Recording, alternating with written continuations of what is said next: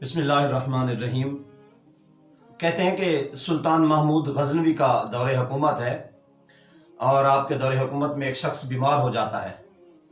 جب وہ شخص بیمار ہوتا ہے تو ایک طبیب کے پاس جاتا ہے، حکیم کے پاس، اور اس سے اپنے مرض کے بارے میں پوچھتا ہے۔ تو حکیم کہتے ہیں کہ آپ کا مرض ٹھیک ہو جائے گا، لیکن اس کے لیے جو دوا چاہیے باقی تو سب کچھ ہے میرے پاس، لیکن اس میں جو شہد ہے ملانے کے لیے وہ نہیں ہے۔ اور اس مریض کے پاس شہد بھی نہیں تھا، تو اس نے ایک ڈبیا لی، جتنی اس حکیم نے، طبیب نے اسے کہا تھا کہ اتنا شہد درکار ہے جس سے آپ کی دوائی بن جائے گی۔ تو یوں اس نے وہ ڈبیا لی اور دروازہ کھٹکھٹاتا ہوا لوگوں سے پوچھنے لگا کہ بھئی اگر کسی کے پاس تھوڑا سا شہد ہو، اتنا سا کہ یہ ڈبی میں مجھے مل جائے تو میری دوائی بن جائے گی، میری طبیعت بہتر ہو جائے گی۔ اب وہ دروازے کھٹکھٹا رہا ہے، لوگوں سے پوچھ رہا ہے، کسی کے پاس شہد نہیں ہے، شہد کا موسم بھی نہیں تھا اس وقت۔ دروازہ کھٹکھٹاتے کھٹاتے وہ سلطان محمود غزنوی کے دربار تک پہنچا، اس کے دروازے تک دروازہ کھٹکھٹایا تو ایاز باہر نکلا، پوچھا تو اس مریض شخص نے کہا کہ مجھے دوائی کے طور پر شہد درکار ہے، دوائی کے اندر استعمال ہونا ہے، مجھے کہیں سے شہد نہیں مل رہا، اگر آپ کے پاس ہو تو مجھے اس ڈبیا میں شہد دے دو۔ اس نے کہا سلطان سے پوچھ کر بتاتا ہوں تمہیں۔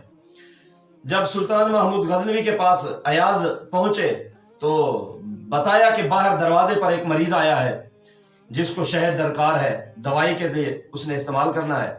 حکیم نے کہا ہے کہ بھئی اگر شہد مل جائے تو میں بقیہ اجزاء میرے پاس ہیں دوائی کے، میں آپ کی دوائی تیار کر دوں گا۔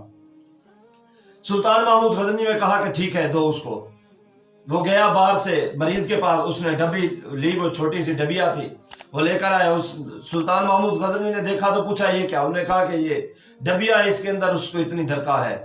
اس نے سلطان محمود غزنوی نے ایاز سے کہا کہ مانگنے والے نے اپنی حیثیت سے مانگا ہے، ہم بادشاہ ہیں، ہم اپنی حیثیت سے دیں گے، یہ ڈبیا یہاں رکھو اور ٹینا اٹھا کر اس کو شہد کا دے دو۔ حضرت سلطان محمود غزنوی کا یہ واقعہ اور مریض کا شہد مانگنا، اس سے ہمیں بزرگان دین نصیحت کرتے ہوئے سمجھاتے ہیں کہ ہمیں بھی رب کے دربار میں اپنی اوقات اور حیثیت کے مطابق مانگنا ضرور چاہیے، لیکن یہ ہے کہ اخلاص کے ساتھ۔ ہم رب سے اپنی اوقات کے مطابق مانگے، رب ہمیں اپنی اوقات کے مطابق عطا کرے گا، رب ہمیں اپنی حیثیت کے مطابق عطا کرے گا، ہم اپنی حیثیت کے طور پر مانگیں گے۔